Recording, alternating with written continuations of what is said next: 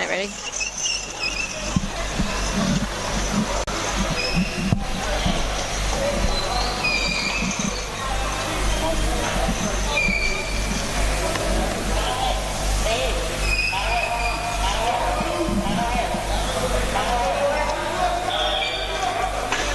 Goal kick for Nottingham. They're short today, Nottingham, and one of the Langleys isn't well, so is unable to play. So twin telepathy is a miss and might give West Brom the advantage.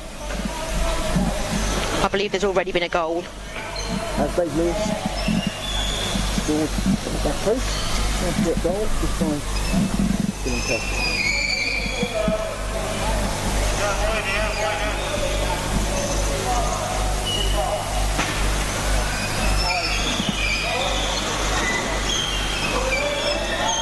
That needs to be accurate. Good save.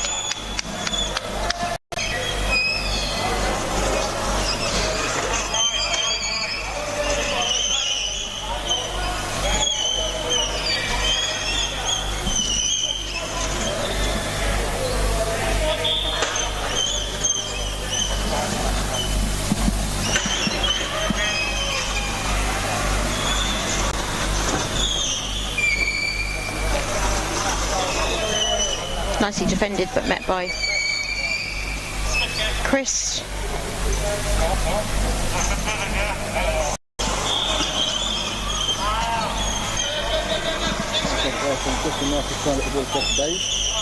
They've got to get.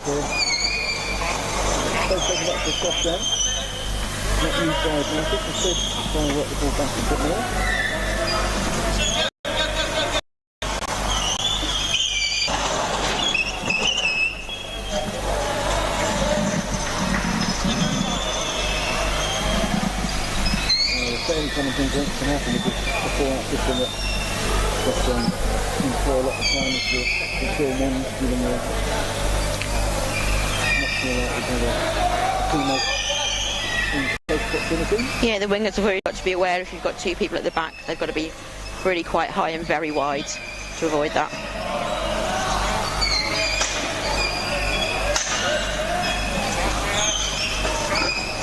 Great save that.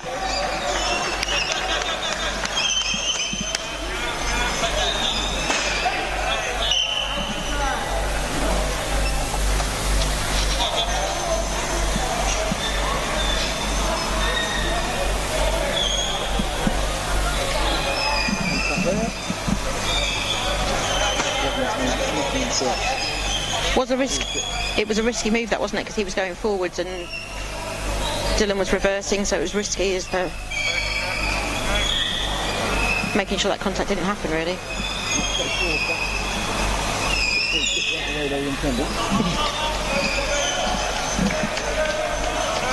I think you favour the player that's driving forwards in that situation.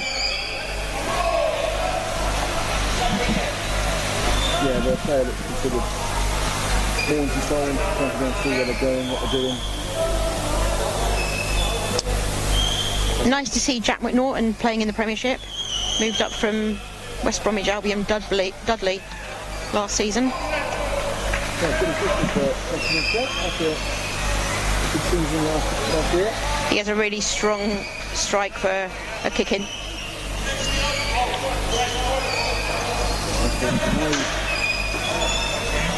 They were playing quite well. Another contact foul there.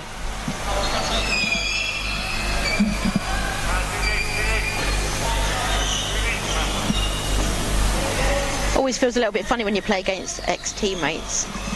They'll probably take a little bit of a while to settle in. Have you done that much? I wouldn't say I was a big mover around clubs. So did move from a Premiership to a Championship, so avoided that to start just straight away. But once promoted, then yes, I played against my old teammate. It's a little bit strange, but you still want to win. Yeah, that's hard to take that. You shouldn't be playing if you don't want to win. Lovely move, strike. Left on here. finding safe positions. Start defence there, knocking him set. Interesting, because they seem to be stacking up the middle rather than at an edge. If you watch during free play, their defence is stacking right up the middle. Seems to be working as well.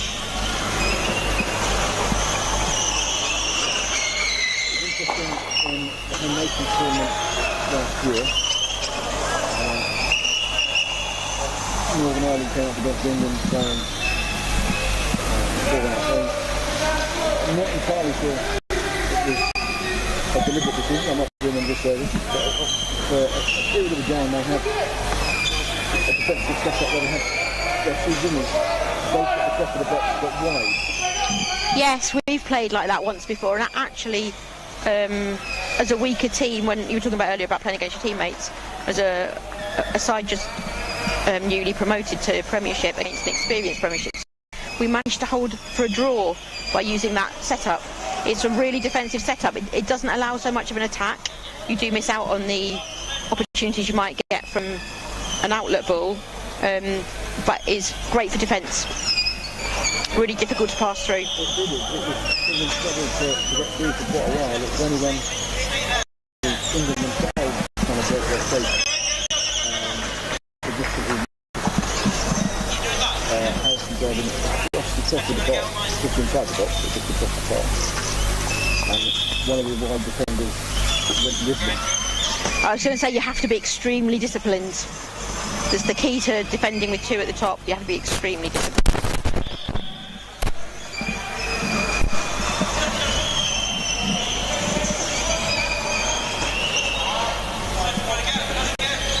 From the angle I've got here, it looks like Chris and Marcus are getting dangerously close together. I think Nottingham could monopolise on that by getting in between there. Just discovered I may well have not been going out on commentary, but just talking to you, Kath. Oh, so, great!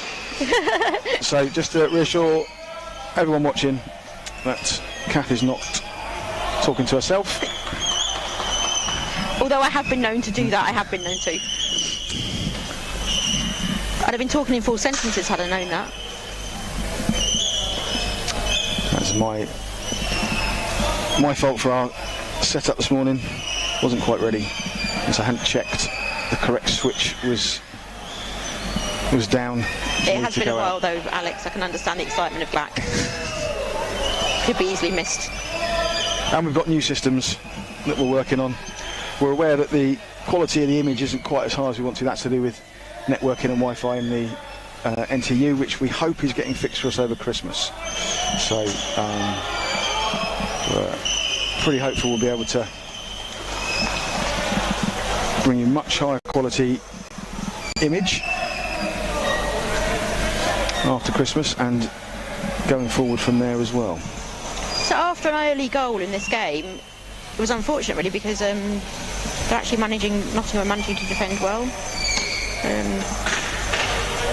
I think we could put it down to a big long break. Yeah, it's going to take a little while to get going again.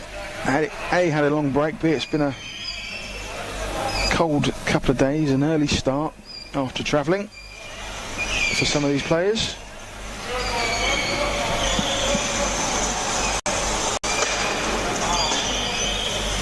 Nottinghamshire with a new player in their lineup as well. Just takes a little bit of getting back into the rhythm before they're all sorted.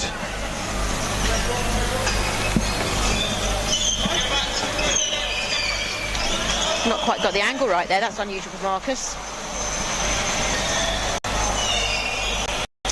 I think he's been forced to play it backwards there because of the tight defending from Hadfield and Langley in the box on Chris Gordon. He wasn't an option. He needed to be a little bit more up the line. I think Harris could have done with coming along the line a little bit more to avoid Smith.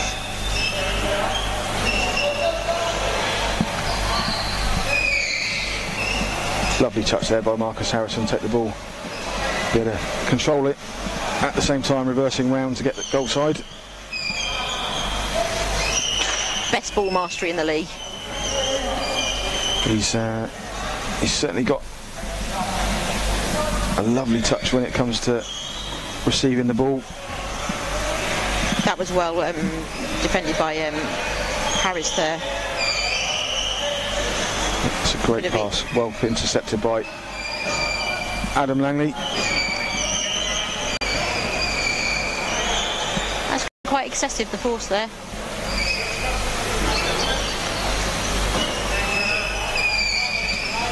Hatfield's so calm, isn't he? Just looks. I wonder whether he's like going. His legs are going 100 miles an hour under the water where we can't see. He just looks so calm on the top. One thing I've been impressed with him is his economy of movement. A lot of the time he just sits and doesn't move a lot, but just enough to dominate a space and control a space defensively without opening up any obvious gaps. And the fact he's not moving quite as much means that he forces the other players to make a decision and then he can react. Do you think it has anything to do with the colour of his shirt as well? Because there's a line of thought that if a goalie's got a bright shirt, that you're attracted to them. Oh. And Chris, for West Brom, has got a very bright shirt. You can see him, whereas Matt does sort of blend a little bit. Colour psychology in power chair football. Yeah. This is a new conversation I've not had before, Kath. It's why you invite me, Alex.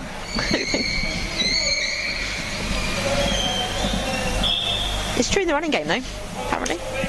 Oh, I'm intrigued by the whole notion and what we're doing, especially I'm looking over on Court B with Greg Baxter in the brightest pink shirt I've seen for quite a while. He's playing in goal, I should add. That's not just a fashion observation. But if at the corner of your eye, you know where Chris is. Out the corner of your eye, you're not really sure if it's Matt or not, because it just looks like it blends into the chair. I'll take your point, yes. Does that work both ways, though? I think yes, probably. So for your own teammates, you can find your Chris, but for your position, is it easy to mistake which player it is? So it's arguable that they've got the best setups for their two different styles of play. Yeah, probably. Yeah. Chris will want to be able to be seen because he's playing as an extra outfield player in the 4-out system, whereas Matt wants to be somewhat hidden from the opposition. yes, less clear exactly where he is. That was a nice pass there, and they've got really nice positional play at the moment. West Brom. Like we were saying earlier, with the two spaced at the back and the high and wide. Oh, that's got a bit foul. Not sure if Dave dived there though. Oh, I think that was quite a heavy contact.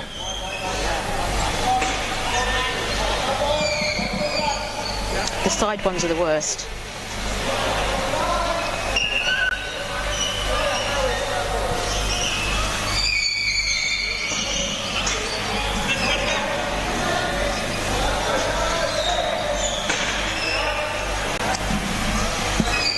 Great pass from This could go in. Gilly. Oh, that was unlucky. That was unlucky. A great ball from Matthew Gilbert across to Dave, who returned the ball back. He couldn't quite squeeze it in, but it's interesting that quite a powerful shot. Because it moved the new goalpost, didn't it? It moved the new goalpost, but not as much as the old one would have probably moved. And I noticed the ball bounced out quite considerably past the goal area line, which you wouldn't normally do off a post. I'm looking forward to seeing how the teams play with these new goalposts this weekend, and whether or not we have any that come in off the goalposts. I know when we played with them at the Championship weekend, that I'm pretty sure there was at least one goal that I saved that the old style potentially could have gone in. I think they've been universally well received. Certainly all players I've spoken to have been happy that the top of the post is now well away from their face and eye area, and that having a bit more bounce out and solidity to the post is a good thing. And we haven't seen the base lift either, which the old post could lift considerably higher than these do. I think these just slide. I've seen the old post lift metal plate at the bottom. West Brom getting a bit of a tangle there, both pivot players in, and a winger. It's a bit dangerous as well because they're only 1-0 up, so it's a dangerous position to open yourself up at the back, playing in the 4 up.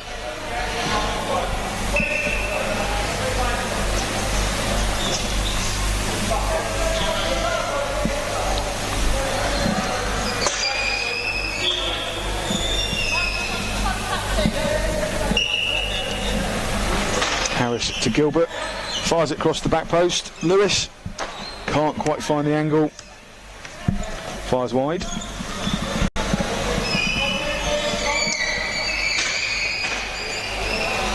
It's been good to see the progression of Lewis Harris over the last few years. Now playing as a centre pivot player for the league champions, and also did really well in the development squad in Belfast. This should be in. Oh, I think they're needing one more pass. I think that's if West Brom could find one more pass rather than shooting, I think that they'd have the defence of Nottingham tangled up.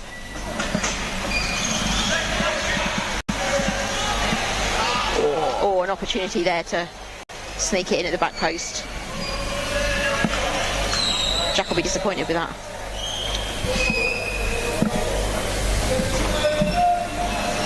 You know, it's sometimes a temptation when you're being dominated territory-wise like this, that when you do get the ball, you try and move up the pitch, when in actual fact, because of the setup that West Brom play, a quick-fire shot or touch and shot can sometimes be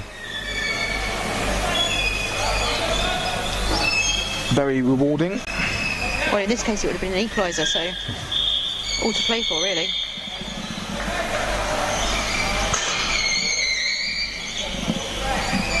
There's only a few seconds left of the first half as well, so that would have been nice to go into the break for Nottingham if they could have found that goal. So 20 seconds left on the pitchside clock.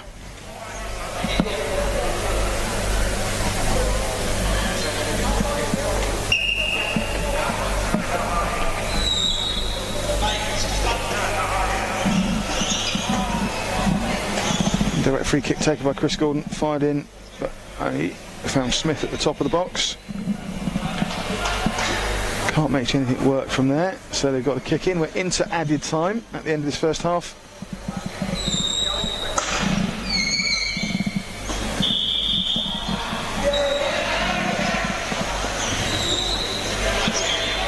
Chance here for Nottinghamshire. Can they?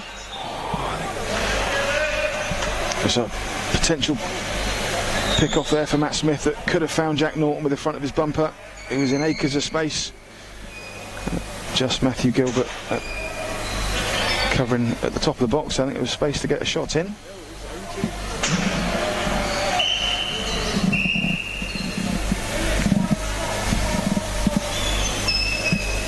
So did he leave the field of play, or was that contact? That was contact. I think that's his second one. The first heavy one on Dave, I think he was spoken to. There was a warning earlier after that as well, so that would be the... I turned away just for a second and missed what happened. Oh, there was a bit of contact. No one was hurt, but there was a bit of contact.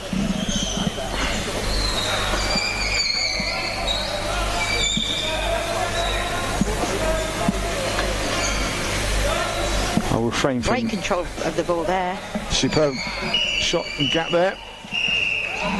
I will refrain from asking you any questions on the refereeing performance to avoid any difficulties at home. We've got lots of matches today, so we should start early. Well, we'll ask maybe on the next couple of matches. Although I am not a referee, so I really shouldn't comment. If only everyone took that view, Kath, I think our match officials would be very happy. I had this conversation at breakfast today. I said I've given up arguing with the ref because they don't change their mind anyway. So at the end of the game, if I find the ref first and say thank you for refereeing and nothing else, then yeah, that says it all really. So extremely well controlled and diplomatic as a coach there or player there. Kath? Just got to keep your players calm. Keep them calm. There's no point in arguing with the ref. The referee's not going to change the mind. Just winds you up. I don't think I've ever seen a referee change the mind because the players argued with them.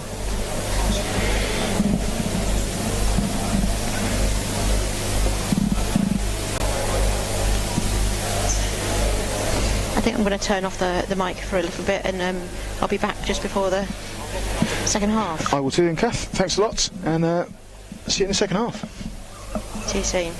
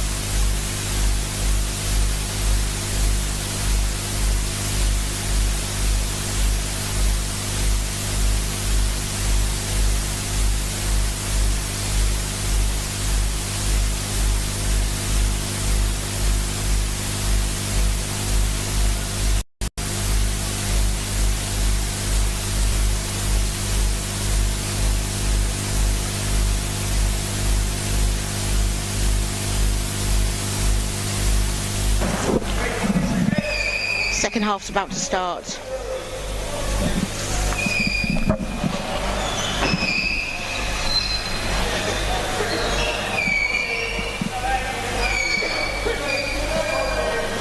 So if you've just joined us, West Brom are winning 1-0 with a really early goal in the first half. We've got a change for Nottingham.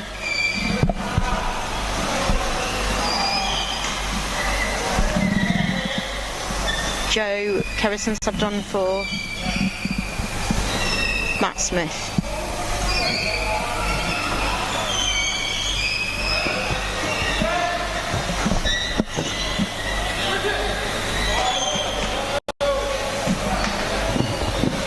And a double sub.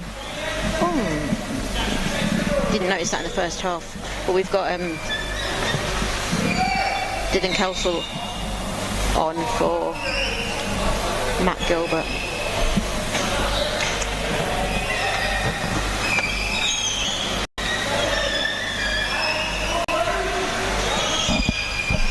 West Brom got quite a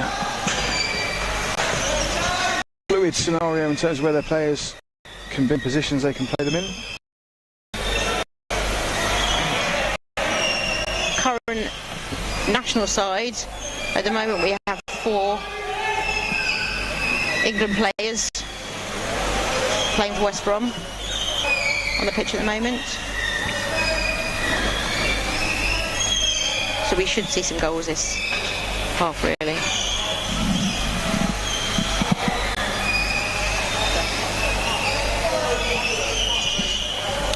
An embarrassment of riches.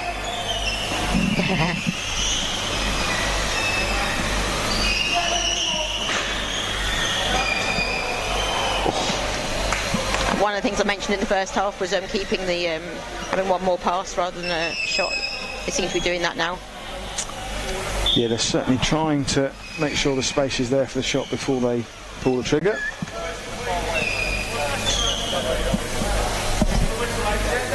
When you can see the goal, it's just you've got to be so disciplined not to shoot, haven't you, really, and think of the pass for the space created with the defence. Very tempting to shoot.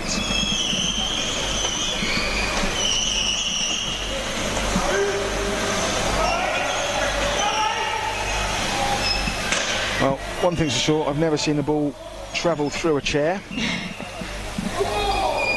Although they do go some speed, Alex. They do indeed. But it's something to emphasise when you're coaching as well. As much as you might be near the goal and have a nice angle for a shot, if there's a chair a couple of metres away from you, the chances are you're not going to get the ball round them. It's difficult to coach that because every so often one does sneak past, doesn't it? It does. Is that the percentage effort you want? Or the percentage reward that's good enough to justify it or not? Not really. Not really. I agree.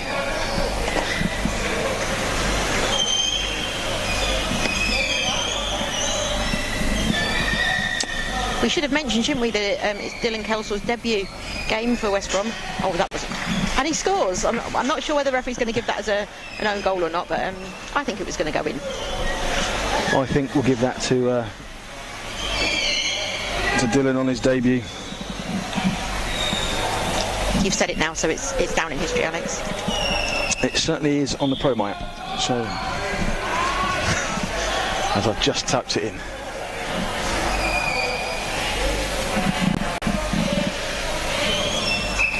It's an interesting layout for West Brom to start the game off. Receiving a goal kick there. A nice U-shaped spread. Not seen that before, you? No, I haven't. I've seen it where they have all crowded around the middle, really close, and then as the ball's touched, dispersed, as it were. I suppose it shows confidence in your players' abilities across the team. because that ball can come quite fast from kick-off. Oh, that was lovely from Lewis Harris there. He was about to do a reverse spin wide to Marcus, saw that Matt Hadfield had spotted that was the pass, he moved, and Lewis just adjusted his chair slightly and fired it down the middle instead. Very well done. And this potential England lineup has scored 2 goals in fairly quick succession at the start of this second half.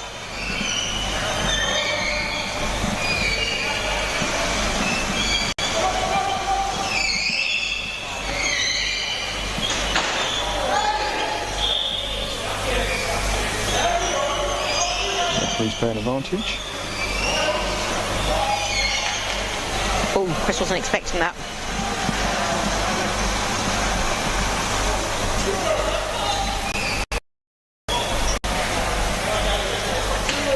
Couldn't quite catch that. Knew it was going out for a corner. You just don't want a corner, do you? Much better for a sideline, I think.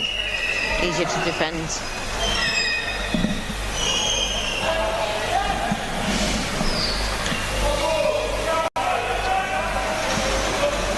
Probably a conversation for another time, slightly longer ability to talk about it, but there is an anomaly in power chair football now with the rules or laws of the game as they're currently written. On a full-size pitch at a corner, defenders have to be 6 metres away from the ball if they're on the goal line, whereas according to the laws of the game, if they're not on the goal line, they can be 5 metres from the ball. However, there's no definition of what is on the goal line and what isn't. Yeah, let's have that conversation another day. It's a bit early. I can tell you, just to add in, I've got 4 different answers from 4 different referees about what is on the goal line and what isn't. Any part of your chair.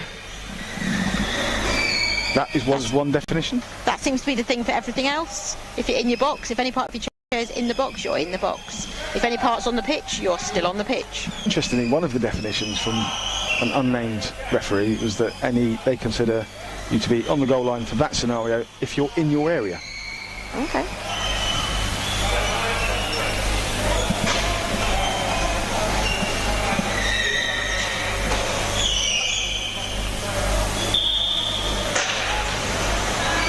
You'd think it would be called a goal rectangle then, though, wouldn't you, really, rather than a goal line? Oh, indeed. I'm not suggesting that the laws of the game as they're currently written are reflective of what the intention was.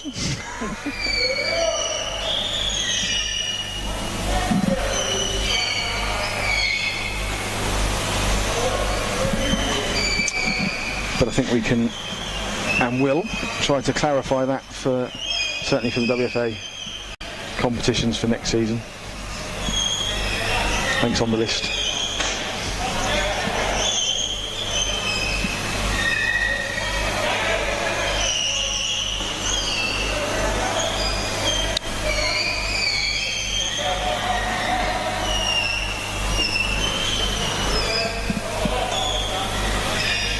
I should say that isn't a WFA law, that's a fit for law.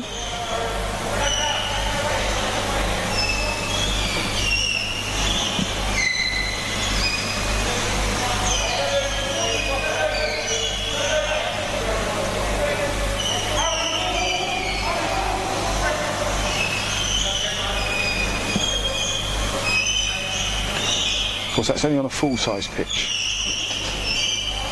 A full-width pitch, 18 metres. As soon as you get below 16 metres, it becomes irrelevant.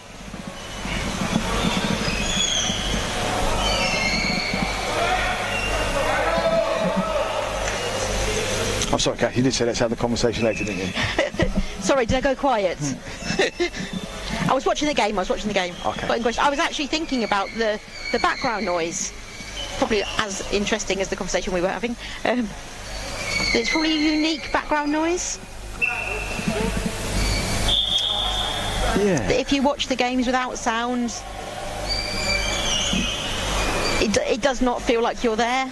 But all we really need to have as a sound is the screech of tyres. Indeed. Like you say, and the odd clank of metal.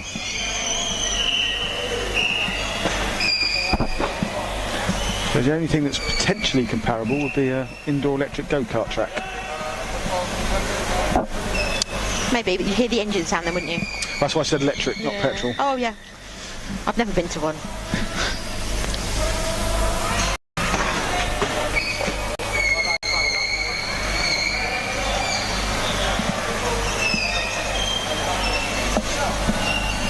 And I think you can recognise the sound of a kick-in as well. You hear the whiz and the thuds. But the constant screeching of tyres is... It's quite a nice sound, isn't it? It's quite comforting when we haven't played for a long time.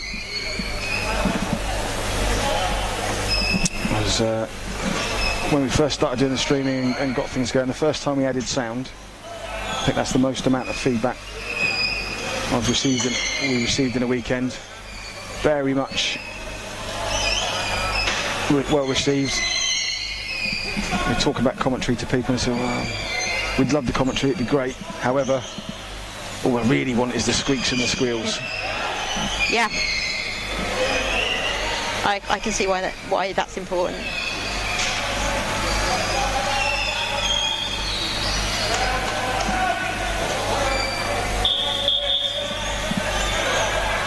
But unlike the cheer from a crowd sounds that you can get in a video editing, I don't think there'll be something that was similar that you could use apart from recording that soundbite. Yeah, no, I completely agree. A lot of sensory discussions this morning, Kath. We've had colour psychology. Now we've got the soundscape of power chair football. Well, what would be really interesting then, Alex, if we're talking about the colours and the sound, what would happen if you wore sound deadening headphones and you could not hear? Would it be difficult to play? Do you need to have that screeching tyres and the thud of the ball to feel like you're in the game? I suppose that's a very individual, personal scenario. It's obviously important to viewers because we had that feedback. So, is it important to players? I suspect there will be for any players that have any sensory issues where they sensory information coming their way, potentially playing with sound deadening earphones or headset would help them focus, help them play. Because it is very noisy, surprisingly. I can think of one player I've seen that's played with ear defenders on. Of course, there are some players that part of their disability may also involve some form of hearing impairment.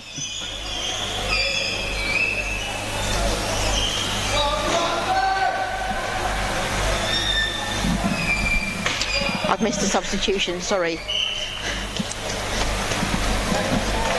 I need to pay a bit more attention to the football, Alex, and not the additional parts, I think. Right, it's Dave Lewis is on. We've also got Matt Smith back on as well for Nottingham.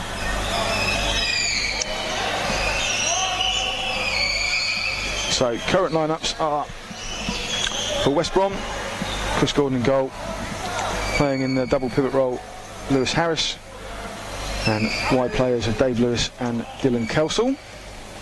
Both teams have kept their defensive pairing the same throughout the whole game. So Sam Langley and Matt Hatfield for Nottingham in their back roles. Matt playing in goal and currently on the wing. We've got Jack McNaughton, and on the opposite side Matt Smith. Matt Smith, of course, on a yellow card. He'll be wanting to make sure, doubly sure, that he doesn't go into a challenge that might cause a contact if he's already on a yellow.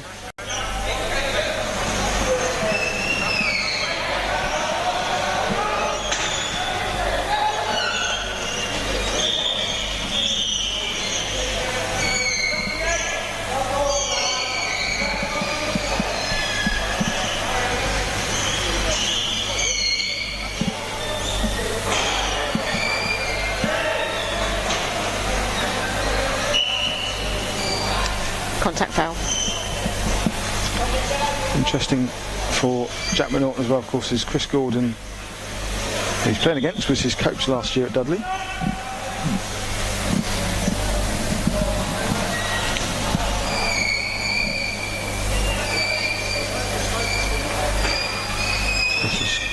So I'm not sure if there's more of an advantage for that because he knows how he plays. You have an insight then as well. But I guess that's the same for both directions, and of course, England teammates as well in that scenario, playing against other. The touch was a little bit too hard there for Kelsall, and it would have been a second goal, I think. It was a difficult ball to catch up and control. He did a great job though.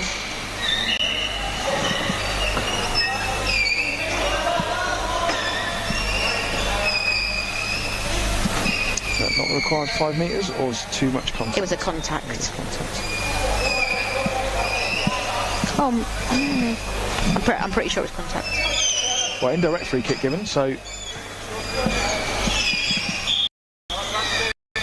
Oh, was that a miss hit or not, do you think? Was that intentional? I'm going to give him the intentional. I think they may have missed it on the stream just because the data quality broke up. So it was an intentional strike from Kelsall there then. Let's give it an intentional, phenomenal finish. Managed to curl the ball as well, he got a good spin on it. Deliberately curling the ball there.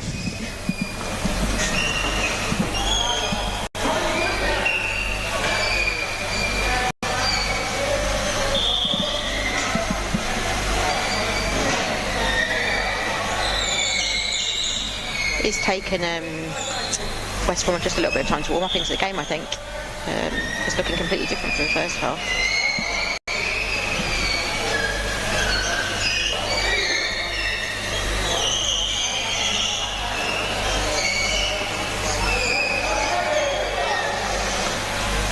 And showing their versatility again now. Matt Gilbert come on. Lewis Harris, and so he's taken the place of Dave Lewis on the wing, and Dave Lewis has slotted in to the second pivot role at the back with Chris Gordon.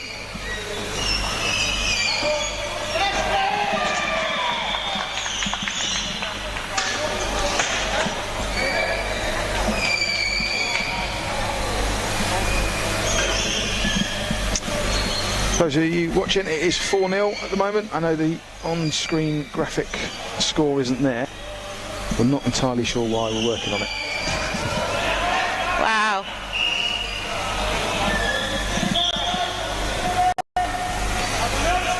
It's partially there, but the score and the time isn't. So I can tell you there's 2 minutes left on the match clock. Pitch side.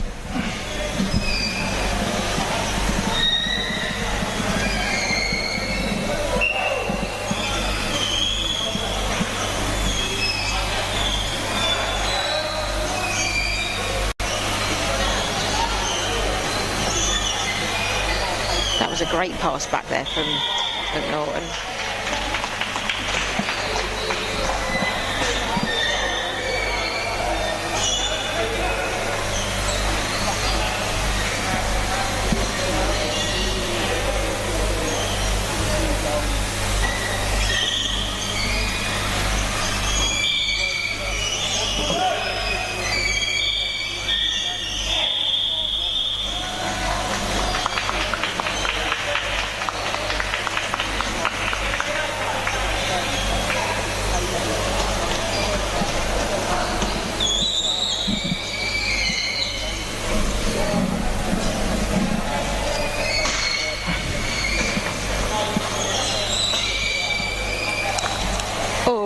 That was nice.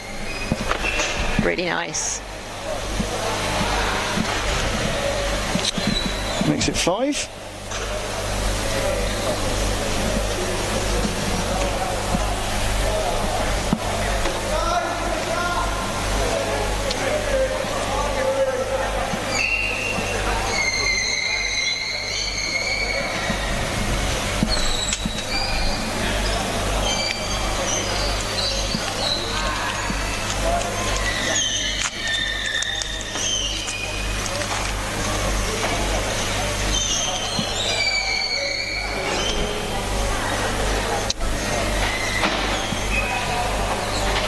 was unlike Gordon there. It's a little bit sloppy for a sideline. I know they're winning 5-0. Don't really like him.